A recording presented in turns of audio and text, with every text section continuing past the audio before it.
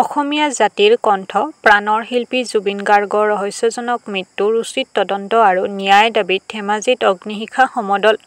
সোমবাৰে সন্ধিয়া ৭ বজাত ধেমাজি সদৰত কৃষক মুক্তি সংগ্ৰাম সমিতি, অসম জাতীয়তাবাদী যুৱ পৰিষদ, ধেমাজি জিলা সমিতিৰ উদ্যোগত অগ্নিশিখা সমদল বাহিৰ কৰা হয়।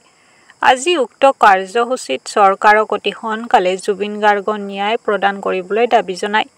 অতি সোনকালে জুবিন গাৰ্গক ন্যায় প্ৰদান নকৰিলে জংগী প্ৰতিবাদ সাব্যস্ত কৰা হ'ব বুলি জানিবলৈ দিয়ে।